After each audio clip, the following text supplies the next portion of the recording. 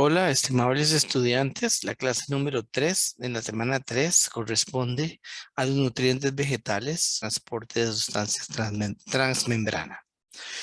Esta clase fue diseñada para ser asincrónica y ustedes están viendo este video en horas no relacionadas con la clase. Para empezar, tenemos aquí una ilustración de los aspectos generales más importantes que vamos a ver a manera de un índice pequeño sobre esta clase.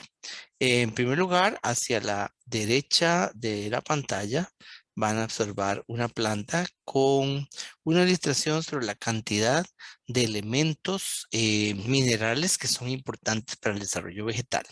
Eso lo vamos a analizar acá.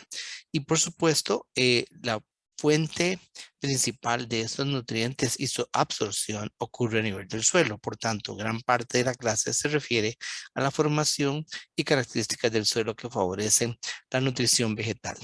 En la parte izquierda tiene que ver con la manera en los cuales los iones a nivel de membrana son transportados de un lado hacia otro por al menos 3 diferentes maneras, y eso será visto en un video, aunque la teoría está resumida en la clase misma.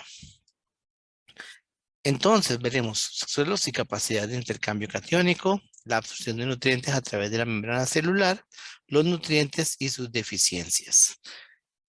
Empezamos con la parte de los suelos. La definición de suelo es la capa superficial de la corteza terrestre que nace de la descomposición de la roca madre. Se compone, por supuesto, de esos 4 elementos más importantes, que son la materia orgánica o básicamente los minerales procedentes de la roca madre, los elementos líquidos como el agua, que generalmente representa un gran porcentaje, normalmente como entre el 20 e incluso hasta el 60% en algunos suelos muy inundados. El tercer componente son los elementos gaseosos, los cuales se encuentran en los intersticios de todo suelo. El suelo es un sustrato poroso. Por tanto, hay momentos en los que no está lleno de agua, está lleno de aire y especialmente CO2, producto de la respiración de los microorganismos del suelo y de las mismas raíces. Y el cuarto componente es la materia orgánica, la cual viene de la descomposición de todo ese material vegetal y animal y de microorganismos que mueren y comienzan a descomponerse, hasta la inclusión en algunos suelos muy importante de una gran cantidad de humus, que son la formación de compuestos complejos y bien complicados de cadenas largas de carbono que se conoce como humus. El perfil teórico del suelo básicamente representa a un perfil de los niveles en los cuales se representa las diferentes características eh, durante el desarrollo final de un suelo. Eh, s- el verlo de abajo hacia arriba también representa como una manera de interpretarlo en su origen, como lo vamos a ver pronto. Empezando de arriba hacia abajo tenemos un suelo, digamos, teórico perfecto, saludable, un horizonte O, que se llama O de orgánico, el cual representa una gran proporción de material vegetal, microorganismos, macroinvertebrados y la vegetación. Y luego viene un horizonte superficial, donde hay un gran desarrollo de raíces que penetran hacia las partes más húmedas. Luego viene un horizonte E, de lavado de material, que hace que muchos de los nutrientes sigan más o menos a un proceso de lixiviación hacia las capas inferiores junto con el agua. El horizonte B, que generalmente es un poco más grueso y es básicamente hacia donde normalmente llegan la parte más profunda de las raíces, y luego viene el material parental y la roca madre. En la parte izquierda de esta diapositiva se representan dos extremos de esos dos tipos de bosque. La parte superior, un zacatal con la presencia de macroinvertebrados, como esos jogotos que se encuentran ahí, un suelo poroso lleno de raíces, mientras que en la parte inferior vemos un suelo sumamente profundo, pero bastante amarilloso, representando etapas últimas del desarrollo de un suelo bastante lixiviado y bastante acídico, y con la presencia de pocas capas, tal y como se ve en el esquema del perfil teórico. La génesis de los suelos es muy importante para interpretar este perfil teórico que acabamos de ver. Primero, desde el punto de vista temporal, la línea que representa abajo el tiempo, encontramos que en un sitio degradado o en un sitio pionero, sin ninguna vegetación, tenemos nada más expuesta la roca madre con su lecho rocoso geológico en proceso de desintegración y fragmentación. El lecho rocoso empieza a desintegrarse. Luego comienzan a aparecer por sucesión primaria los primeros organismos que pueden ser bacterias, hongos, líquenes, musgos que comienzan a dominar el terreno y a fragmentar durante un poco más la materia orgánica y acumularse. Posteriormente se forman los horizontes y se desarrolla claramente ya al menos un horizonte A diferenciado, dominado por plantas y por organismos animales y microorganismos. Y posteriormente tenemos ya la formación de un suelo teórico más reciente en el cual se encuentran varios niveles de horizontes, lo que lo hace bastante saludable. Entonces, a pesar de que esta es la génesis natural teórica del perfil anterior que vimos, teórico, hay muchas otras dinámicas que están ocurriendo como terremotos, como demasiada lluvia o como sequías que pueden contribuir a variar la velocidad en los cuales estos procesos de formación del suelo se van sucediendo poco a poco.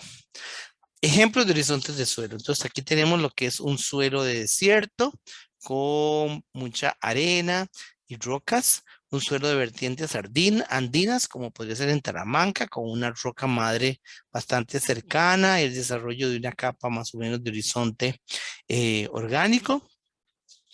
Luego el suelo del páramo, que es bastante histosólico, con poca piedra y con una gran capa de parte orgánica. Y los suelos de las Amazonías, por ejemplo, que es un suelo de muy arcilloso, rojizo o laterítico amarillento, producto de un proceso grande de lixiviación y acidificación del suelo.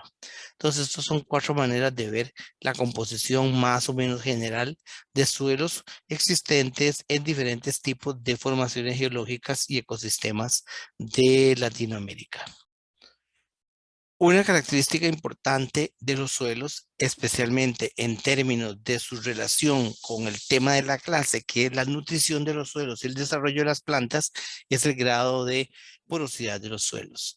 Aquí vemos 2 dibujos esquemáticos de cómo es la composición de los diferentes tamaños de las partículas de los suelos en un suelo arenoso y en un suelo arcilloso.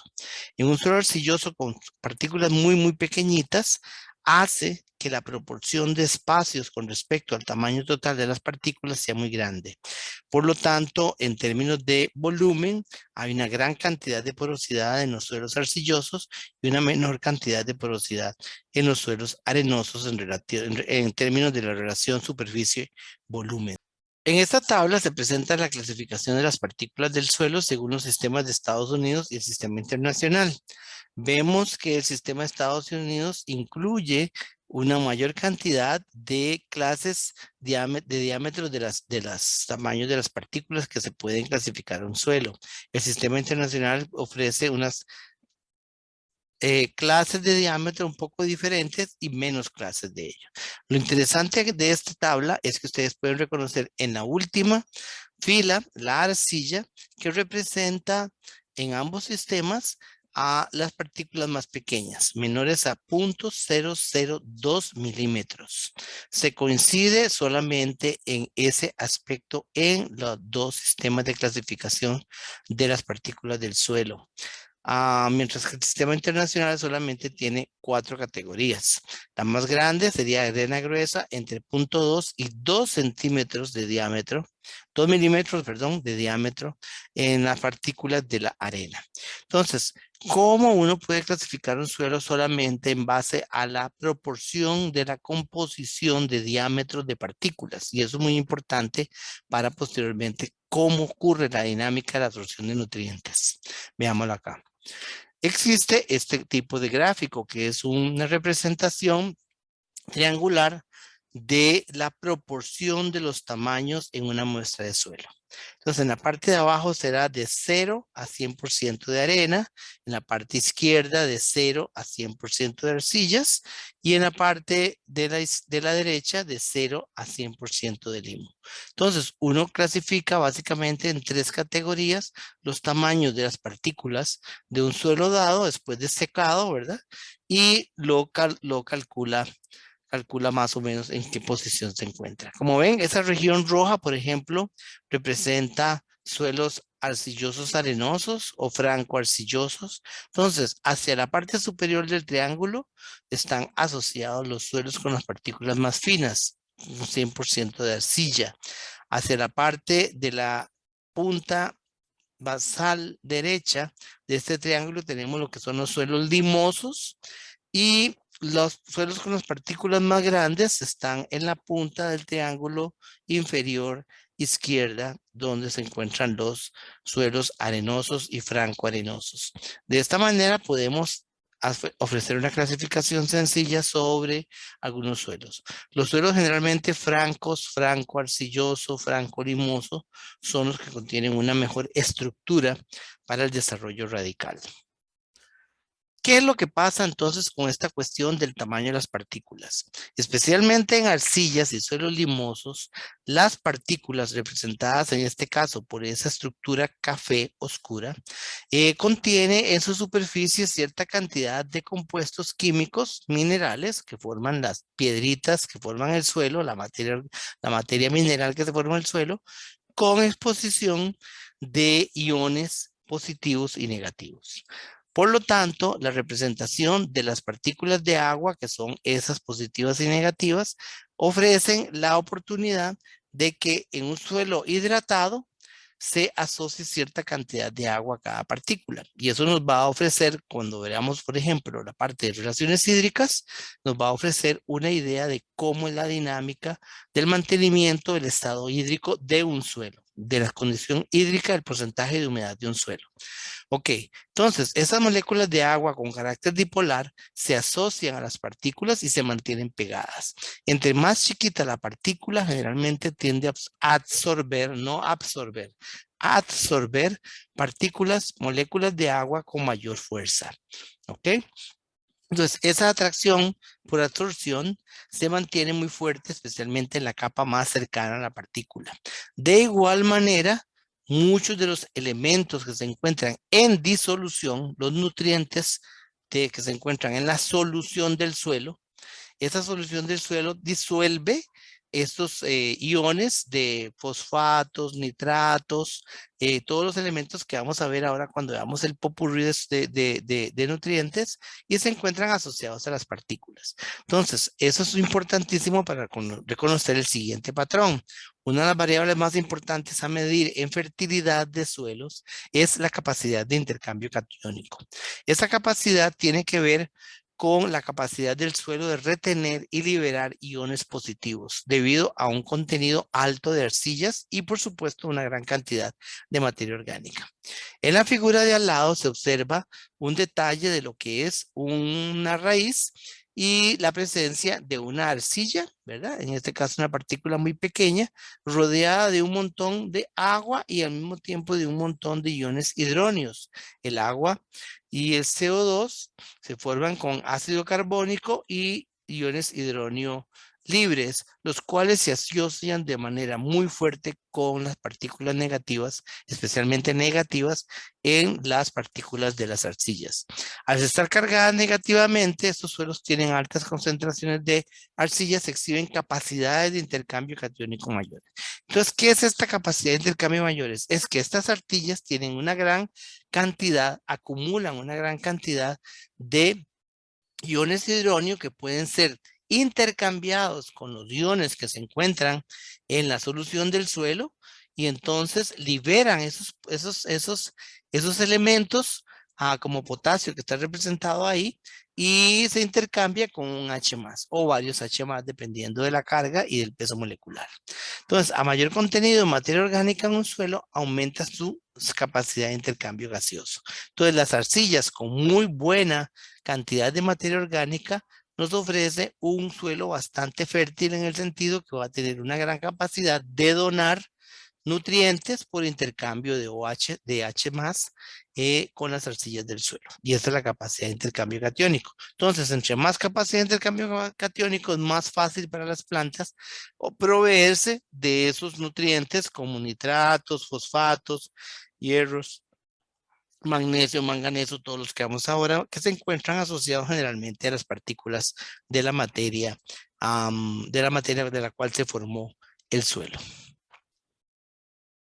Otro aspecto muy importante aquí es que de esa manera en la cual ocurre ese intercambio de iones ofrece la posibilidad de que haya una buena balance de carga dada la acidez del suelo.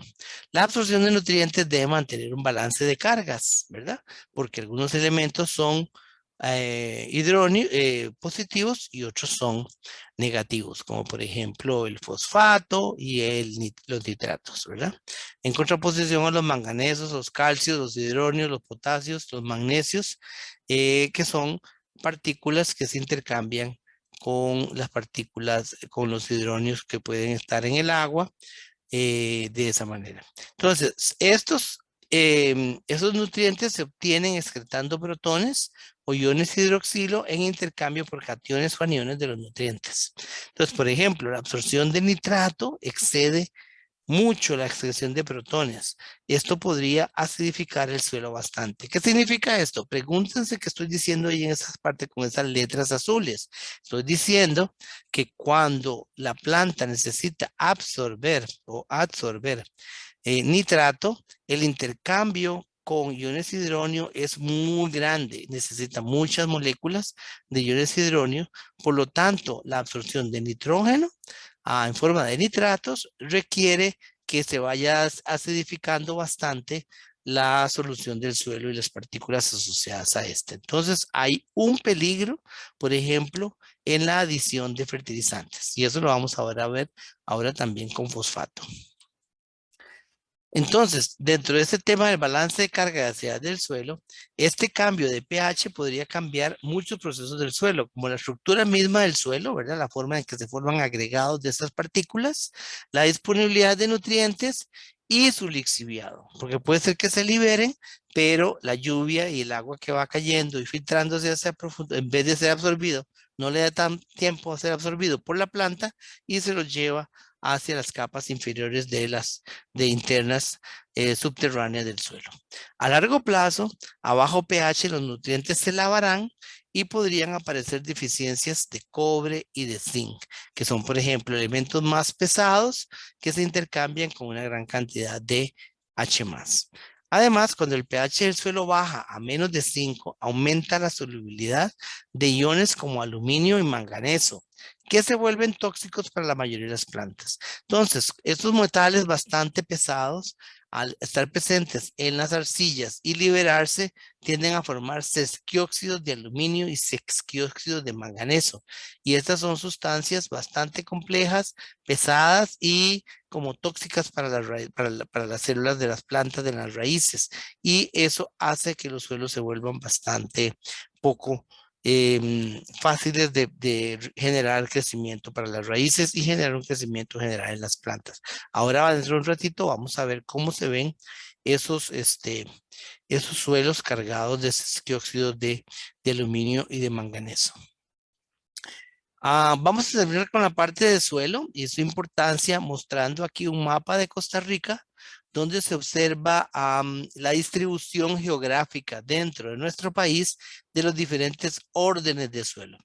Cuando yo digo órdenes de suelo es que existe un sistema internacional de clasificación de taxonomía de suelo en la cual reciben nombres como alfisol, andisol, entisol, espodosol, histosol, inceptisol, que son partículas pegadas que indican más o menos algunas de las propiedades más importantes de cada dos suelos. Por ejemplo, los vertisoles, que son suelos bastante chiclosos, los ultisoles, que son suelos bastante viejos, los histosoles, que son suelos con una gran contenido de tejido orgánico, o sea, tejidos de histología, histosoles. Los entisoles son suelos bastante recientes, Los andisoles también son suelos recientes, bastante franco-arcillosos, y los alfisoles son parecidos también.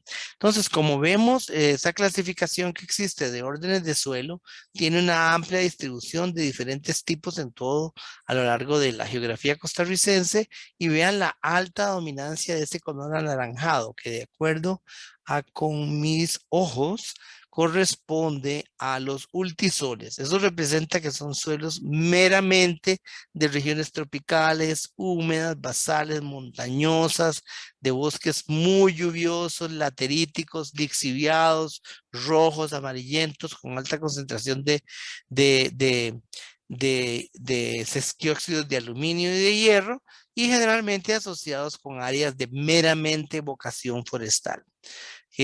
Son buenos para el cultivo como de banano, por ejemplo, ¿verdad?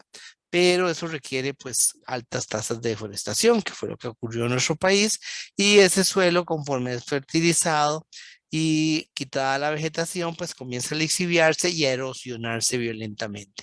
Entonces son suelos de vocación forestal que requieren la presencia de especies adaptadas a lento crecimiento, como lo son nuestros bosques tropicales, húmedos basales y de montaña. Vean que hay una gran proporción de azul, que corresponde con toda la cordillera, desde Orosi hasta la región de Talamanca, donde esos andisoles corresponden a los suelos típicos de todos los Andes. Lo que nos indica que es el mismo tipo de formación geológica que dio origen a los Andes, es lo que da origen a las a las tres cadenas montañosas más importantes de nuestro país, que son la de Guanacaste, la Cordillera Volcánica Central y la región de Talamanca. En esta diapositiva lo que vemos aquí es una serie de fotografías que les quería mostrar sobre diferentes tipos de suelos y cómo se observan fácilmente en el corte transversal para ver sus perfiles. El suelo laterítico, ¿verdad?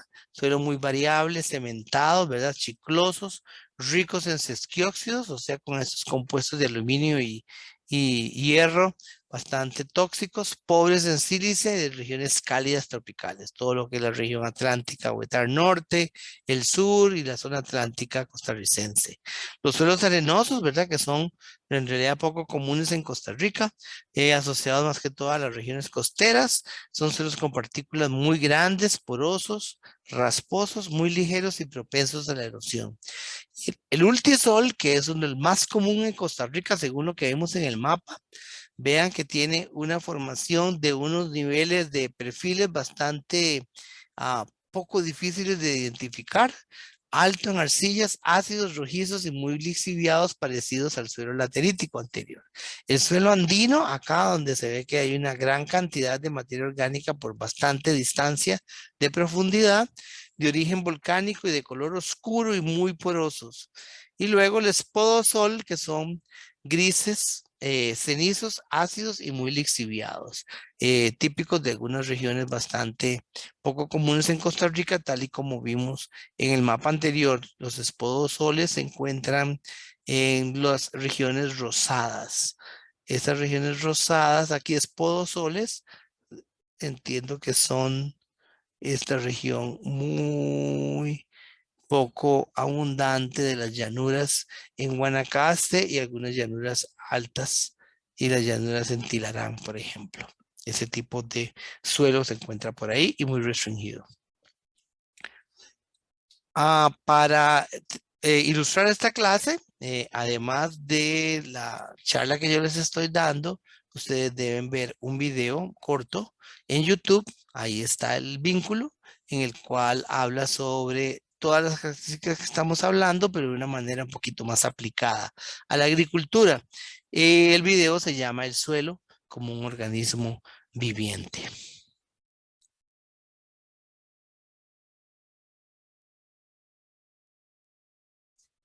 En esta segunda parte de la clase vamos a hacer el popurrí de características de los nutrientes vegetales macro y microelementos. Según el gráfico de al lado, vemos que hay diferentes tipos de nutrientes en las plantas. Tenemos los nutrientes primarios, secundarios y micronutrientes. En la literatura asociada con la práctica que nosotros vamos a tener esta semana, vemos que los nutrientes se dividen en esenciales y no esenciales. La diferencia está en que los esenciales son siempre elementos abundantes en cierta buena cantidad y que representan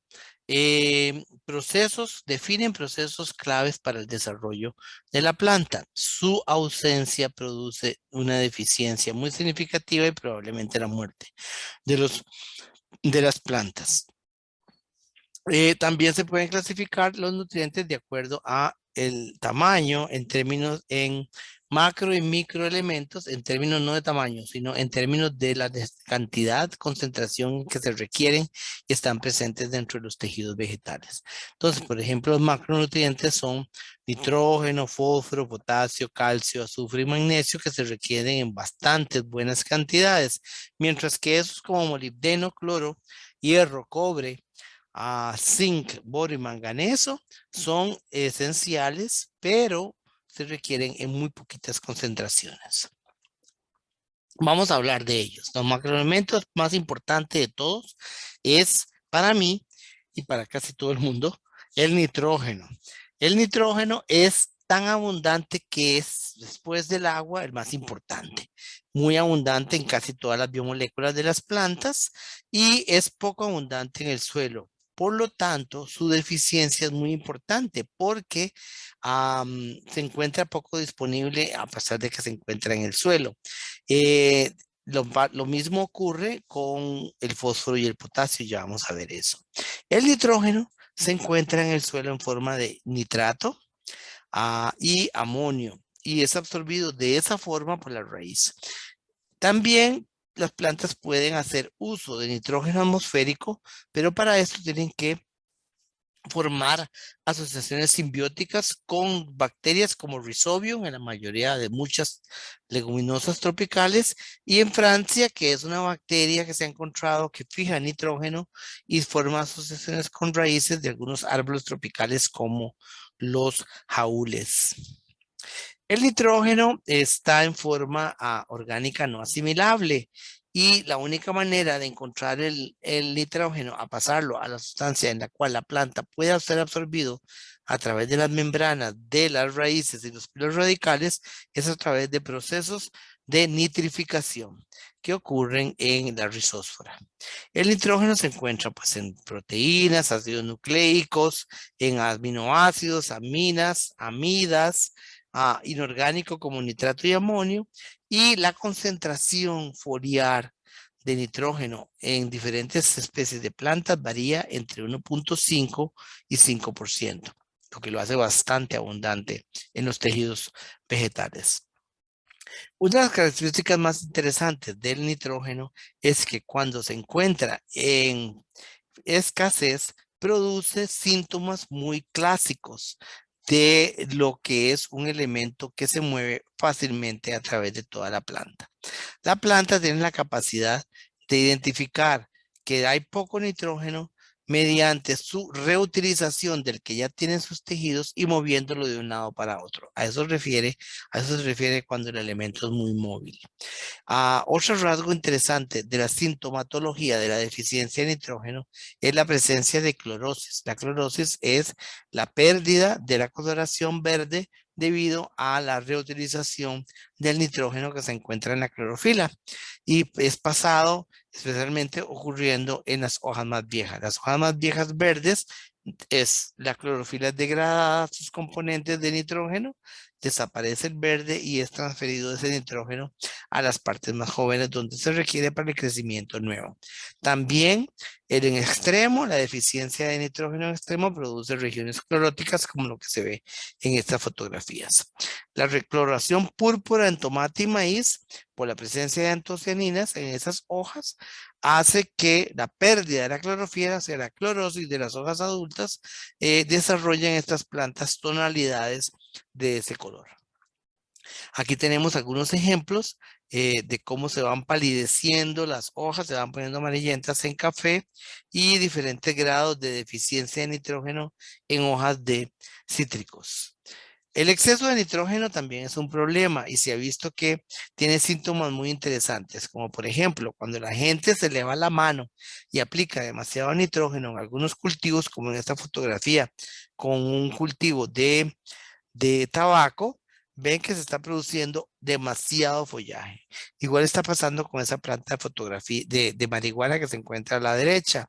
Entonces, los síntomas de exceso de nitrógeno en las plantas son un exceso de follaje, hay poco rendimiento en frutos porque se está exagerando la función vegetativa, hay poco desarrollo radical, entonces las plantas tienden a caerse con un vendaval o la lluvia, y la reducción de la proporción, por supuesto, relación raíz-vástago tiende a producir menos raíz y mucho más parte aérea. Eso puede ocasionar retraso de la floración y retraso en la formación de las semillas. Entonces, eso se llama exceso de nitrógeno, no solo deficiencias. Aquí tenemos algunos ejemplos de lo que produce el exceso de nitrógeno.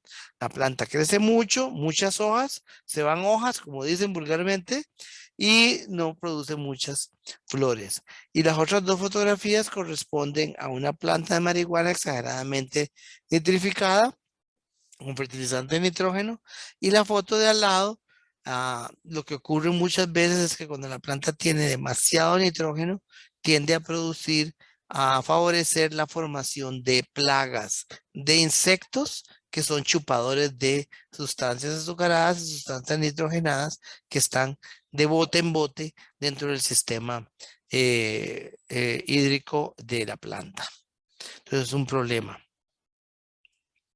El fósforo está en la planta como ion fosfato, se absorbe como ácido fosfórico a pH menor de 7 o como anión equivalente de H2PO2 en suelos básicos. Se encuentra también como ion fosfato y no reducido en la planta. Se encuentra en forma libre formando compuestos ésteres de fosfóricos con hidroxilos o en forma de enlaces anhidro como lo conocemos que se encuentra en las moléculas de ATP y ADP. Entonces, vemos que es la constitución del fósforo dentro de los tejidos vegetales y de animales también es muy abundante y se encuentra en casi todo lado. Al formar parte de la cadena de fosfolípidos en las membranas y en los enlaces diéster de ácidos nucleicos, pues es muy importante en la estructura de la planta, tanto del ADN como de la misma membrana plasmática y de todas las membranas dentro de la célula. En forma iónica se encuentra en gran abundancia en las vacuolas, cerca de un 75%, y el fosfato se distribuye muy fácil entre los órganos, una sustancia que se mueve muy fácil con el agua. Se acumulan las semillas, flores y hojas jóvenes. Las deficiencias de fósforo se identifican por plantas en hojas en plantas adultas, tienden a formar plantas enanas, las hojas se vuelven verde intenso, tornando a pardo al morir y puede atrasar la maduración, pero eso también depende de la relación nitrógeno-fosfato. ¿Qué significa esta relación nitrógeno-fosfato? La relación nitrógeno-fosfato o nitrógeno-potasio o fosfato-potasio y muchas otras más se ha encontrado que son coeficientes de relación en la concentración de los tejidos de manera más o menos integral que se encuentran en los diferentes cultivos y plantas. Entonces, generalmente, la adición de mucho nitrógeno hace un desbalance en la proporción nitrógeno-fósforo porque hay mucho más nitrógeno y entonces, a pesar de que hay mucho nitrógeno y no encuentra deficiencia, aparece una deficiencia por fósforo y hay un problema de nitrógeno porque se requiere que ambas se encuentran más o menos equilibradas. De esa manera se relacionan estas relaciones que se han obtenido especialmente de plantas agrícolas. El exceso de nitrógeno, de fósforo también aparece y tiende a producir mucho desarrollo de cal y aumenta la relación raíz-vástago. Las micorrizas facilitan la absorción de fósforo en condiciones naturales. Ok, entonces, una de las maneras clásicas que se han encontrado las plantas para proveerse de fósforo, el cual en algunas condiciones ambientales, especialmente en bosques tropicales, tiende a estar poco disponible, aunque no ausente. Lo que pasa entonces es que muchas plantas han evolucionado su capacidad de formar asociaciones simbióticas que se llaman micorrizas con hongos. Asociaciones simbióticas con hongos en las raíces que se llaman micorrizas. Hay dos tipos de relaciones de micorrizas, las endomicorrizas y las exomicorrizas. En el trópico son más abundantes las endomicorrizas porque las hifas penetran dentro del tejido de la raíz e incluso pueden formar estructuras como arbúsculos y vesículas dentro de células corticales de la raíz. Entonces la relación es bastante fuerte, muy íntima, y la producción de las hifas alrededor de todo el sistema radical de la planta aumentan muchísimo la capacidad de la planta para la absorción de fósforo, y ellas le ayudan a la planta a absorber. Este gran aumento en la cantidad de área de acceso también se ha visto que favorece el crecimiento de las plantas en condiciones un poquito de estrés. Al tener la micorriza se defiende un poquito mejor del estrés por la cantidad de extensión de búsqueda de agua que proveen las hifas de los hongos. El fósforo es esencial para la salud general y vigor de la planta, y aquí tenemos una lista grande de las características buenas que ofrece el fósforo para la planta. Al estimular el desarrollo radical, la resistencia de los tallos, la formación de flores y semillas, la cosecha madura antes y es más uniforme, aumenta la capacidad de fijar nitrógeno en fabase, aumenta la resistencia a enfermedades y ayuda al desarrollo en todo el ciclo de vegetal de cada planta. Aquí tenemos unas fotografías de ejemplo de cómo se ve la deficiencia de fósforo en maíz. Vean esas tonalidades moradas que aparecen en fósforo con esa necrosis oscura muy fuerte en naranjo, y también esas coloraciones un poco pardas y no tan verdes en marihuana.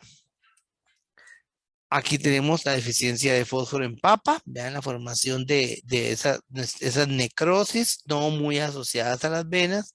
Y en esta fotografía se ve más bonito las tonalidades de las antocianinas al desaparecer la clorofila, y va a observarse la capa de antocianinas en las hojas rojizas de maíz. Como se ve aquí en esta fotografía, la deficiencia de fósforo en tomate y una secuencia de diferentes tipos de intensidad de deficiencia de fósforo en hojas de marihuana. Un aspecto importantísimo del fósforo es que su disponibilidad depende del pH del suelo. En este gráfico vemos la manera en que actúa a esa dependencia del pH del suelo en la disponibilidad que tienen las plantas para absorber fósforo. Entonces, como ven, ese cuadrito azul de rayas discontinuas representa la única pequeña ventana en la cual, dada un pH entre 6 y 7, el fosfato es liberado a la solución del suelo. De esa manera, se hace disponible para ser absorbido por las plantas. Si el suelo es un poco más ácido para abajo de 6 o más básico para arriba de 7, los fósforos puede ser o arriba de 7 fijado por calcio, o abajo de 6 fijado por compuestos de aluminio o de hierro, formando esquióxidos. De esta manera, tenemos que el mantenimiento de un rango más o menos óptimo, aproximadamente entre 6 y 7, bastante neutro, favorece la disponibilidad de nutrientes para las plantas. Y en el gráfico de al lado, en el esquema de al lado, se representa de una manera más sencilla esta situación, ¿verdad? Cuando estamos al lado acídico del suelo, está ligado a moléculas de esquiócidos de hierro y de aluminio, y cuando es un poco alcalino, el suelo tiende a ligarse formando compuestos con iones calcio.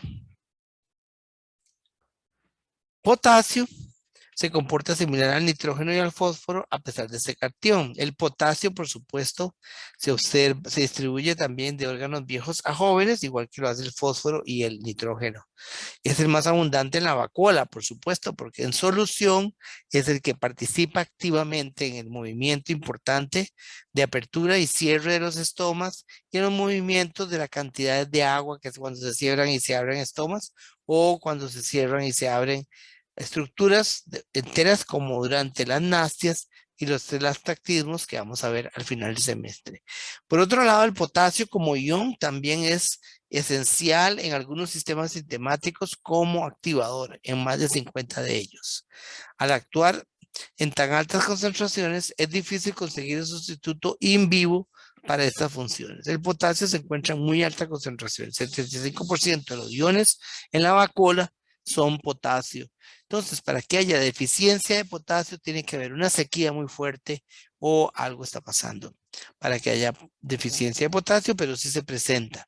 Y los síntomas son los siguientes. Cuando hay deficiencia de potasio, se hace susceptible a ataque de patógenos en raíz.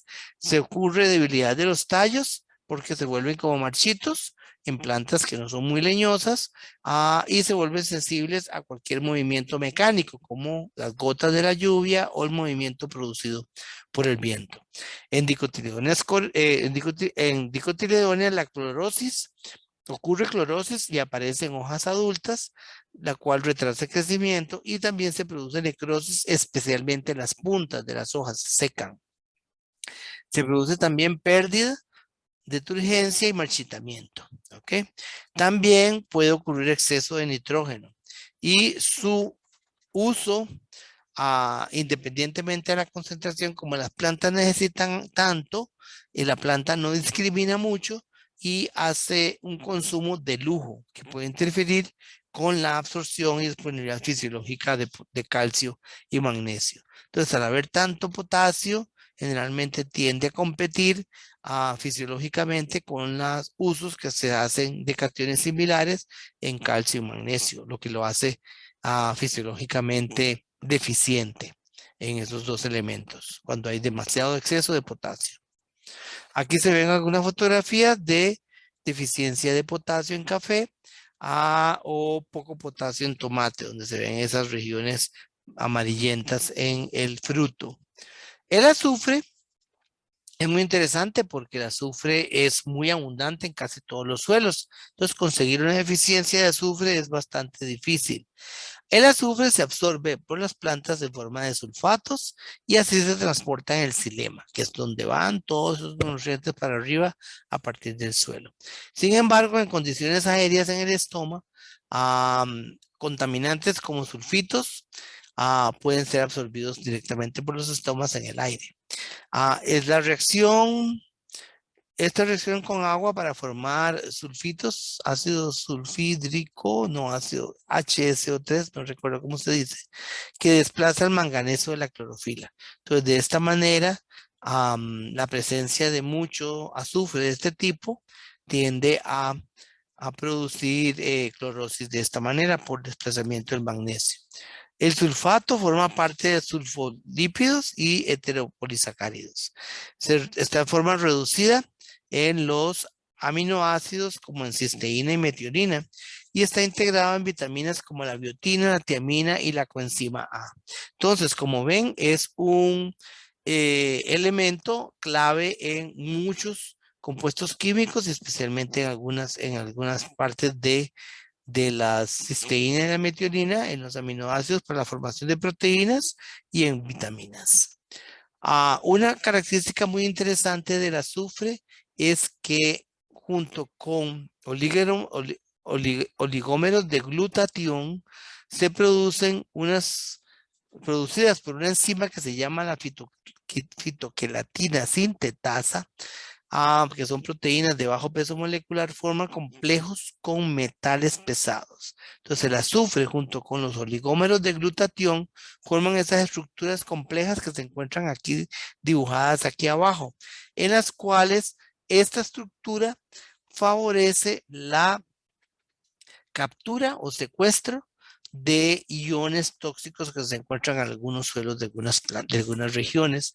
Y entonces, esta formación de estas moléculas que se llaman fitoquelatinas son esenciales para que algunas plantas puedan sobrevivir en algunos suelos donde hay metales tóxicos como, no sé, como plomo o mercurio o potasios extraños de masa molecular muy grande.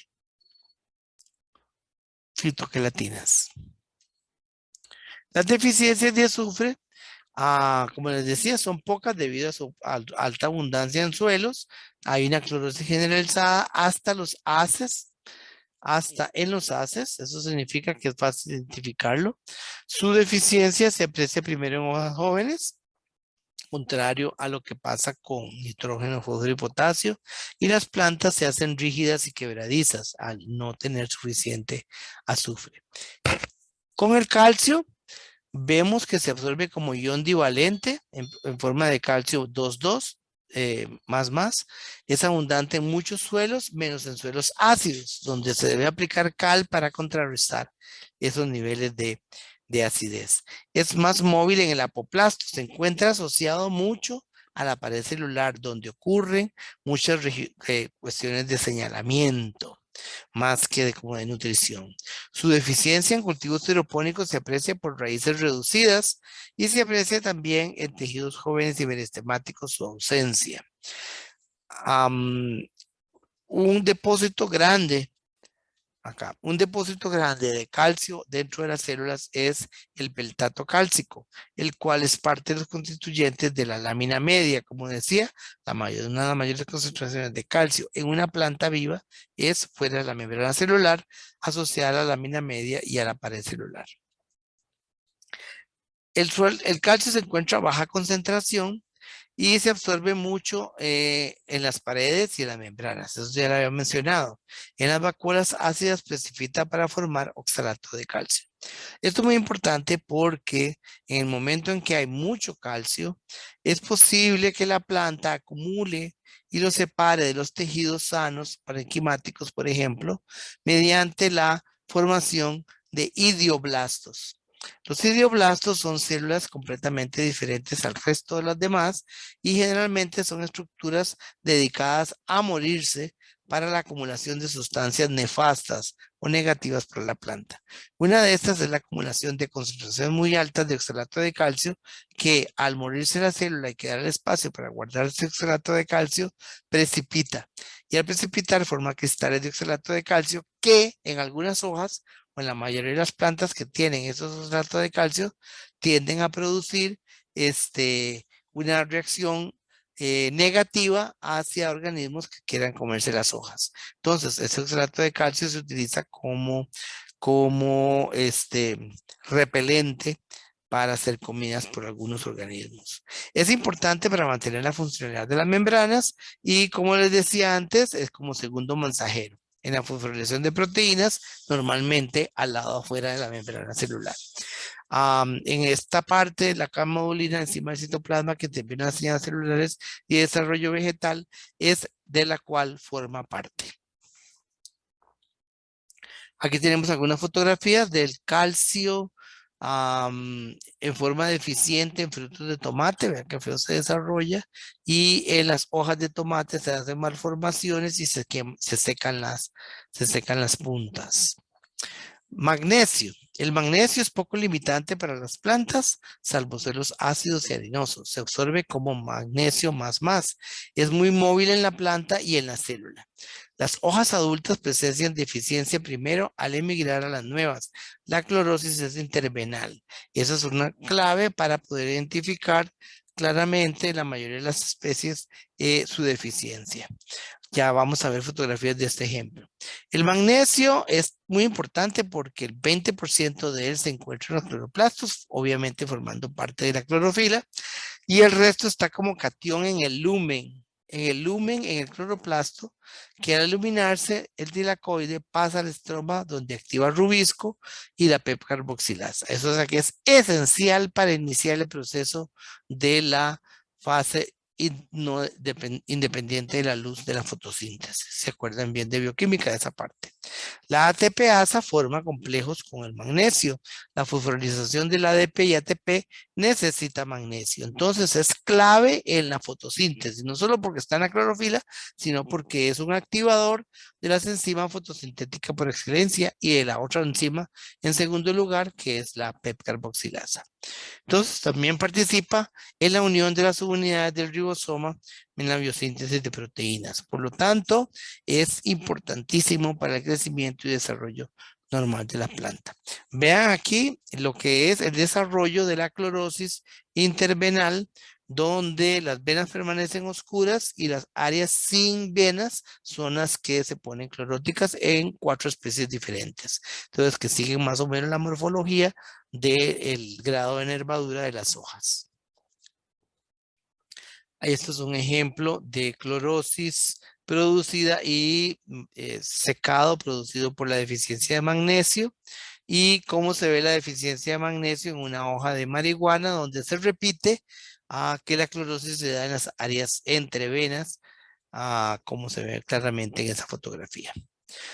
Otros ejemplos de deficiencia las vamos a mostrar aquí rápidamente, como el boro, ¿verdad? Que es un elemento, un microelemento en fresas, produciendo malformación de las fresas, o clorosis intervenal producida por deficiencia de hierro, en esta fotografía en la parte inferior de esta diapositiva, la deficiencia de magnesio en hojas de uva, mira qué interesante, cómo se ve. El hierro en café, que no lo hemos hablado. El manganeso tampoco hemos hablado de manganeso, pero vea cómo se ve en maíz. También se podría confundir con la clorosis intervenal del magnesio y del hierro. El manganeso en uva y la deficiencia de zinc en un zacate. Aquí a nivel de como se vería en un experimento similar al que nosotros vamos a hacer con lechuga, donde se ve la deficiencia, los diferentes síntomas de la deficiencia en una misma especie de planta, en este caso tomate. La deficiencia de nitrógeno, menos nitrógeno, vean una clorosis generalizada en fósforo, en potasio con las esquinas quemadas, magnesio es una respuesta muy parecida, calcio, exageramiento en el desarrollo de la marchitamiento, zinc es muy parecido al potasio, el hierro es muy parecido a una síntoma parecido entre fósforo, deficiencia de fósforo y nitrógeno, molibdeno no parece tener unos efectos como muy grandes, el manganeso ya vimos que se forma en tomate, parece que no se forma la, la clorosis intervenal y el cloro, vean el desarrollo de la hoja sumamente pequeñito con respecto a todas las demás, porque al haber un déficit hídrico, la tasa de crecimiento, que es la división celular, se para completamente y desarrolla hojas muy pequeñas. Otro ejemplo de los carteles que existen para la divulgación de las deficiencias en cultivos de gran importancia económica, como por ejemplo el maíz, donde existen este tipo de carteles para que los agricultores puedan identificar qué está pasando con su cultivo. O otro tipo de agricultores interesados en este tipo de plantas, vean la cantidad y la calidad en el detalle, tanto en estados iniciales, intermedios y finales de todos los elementos que se han estudiado para esta planta de tanta importancia para la comunidad recreativa. En este gráfico me gusta mucho mostrarlo porque en una misma planta tenemos más o menos el resumen de todos los síntomas que ocurren en deficiencias de los diferentes elementos. Entonces ahí lo pueden repasar con respecto a lo que está escrito en las diapositivas anteriores.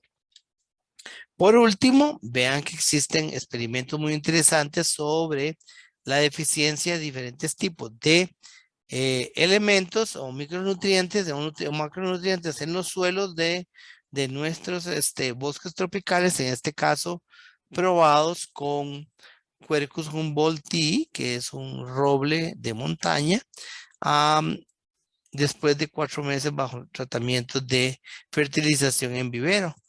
La primera es la planta sin fertilización alguna en un medio inerte, probablemente un suelo bastante un suelo arenoso.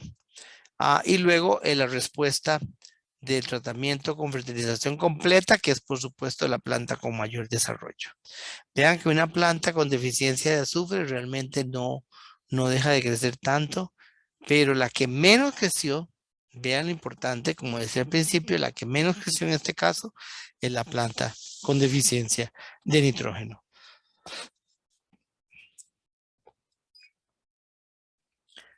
Una cosa importante con respecto a esta cuestión de las deficiencias es que las plantas están expuestas a un montón de factores diferentes durante el ciclo de vida de su crecimiento y reproducción.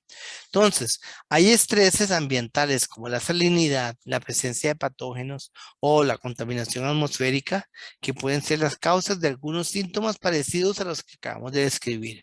Entonces, a menudo estos se parecen a las deficiencias de nutrientes. Entonces, por ejemplo, patógenos a menudo producen clorosis entre venas, generalmente los chupadores de nutrientes. Y la contaminación y la alta cantidad de sal en un suelo, como en los suelos cerca de las playas o en los manglares, pueden causar puntas quemadas porque tiende a producir deshidratación debido a la presencia de tanto sal, ¿verdad? Y reflejan, por ejemplo, síntomas parecidos a la deficiencia de potasio. Llegamos aquí a la última parte de este curso, de esta clase, y vemos que entramos al detalle de absorción y transporte de nutrientes en plantas. Esta parte queda para ser explicada por un video que ya está colocado en el aula virtual y que representa los temas que se van a ver con respecto a propiedades de la membrana plasmática, los tipos de proteínas, los canales y transportadores, las leyes de la ecuación de Nernst y ecuación de Goldman, y los transportes activos primarios, el transporte secundario y el transporte secundario activo. Las diapositivas que siguen son que les ayuden a ustedes a identificar esos temas en el video que se encuentra mencionado en esta diapositiva y que ya se encuentra en el aula virtual. Entonces los temas vienen descritos acá de una manera bastante ilustrativa y ustedes pueden tenerlo como representación para estudiar lo mismo que está en el video que se ofrece. Y entonces se ve todos los temas de transportadores, transporte pasivo, lo que es potencial de membrana, para explicar cómo es que ocurre la dinámica entre concentración y carga eléctrica, para explicar la ecuación de Nernst, la cual es la que explica cómo se absorbe un ion que es monovalente o divalente y que alcanza cierto potencial de equilibrio para ser absorbido desde afuera hacia adentro de los tejidos vegetales. Y luego la energética de las membranas vegetales en los transportes primarios, los tipos que existen, ¿verdad? Las consecuencias de funcionamiento de la bomba para que esto pase en hidrógenos de adentro hacia afuera. Otro ejemplo claro aquí de la cantidad e importancia de los diferentes tipos de bombeos que ocurren a nivel de membrana o en las membranas internas del citoplasma de la vacuola, y hasta aquí llegamos con la clase. Entonces, estas últimas más o menos 10 diapositivas relacionadas con cómo se ocurre el transporte a través de membranas van a estar ejemplificados por el video que se ofrece en esta laminilla y que ya se encuentra en la guía. Muchas gracias y nos vemos el próximo lunes de manera sincrónica con la clase que viene de fotosíntesis. Buenas noches.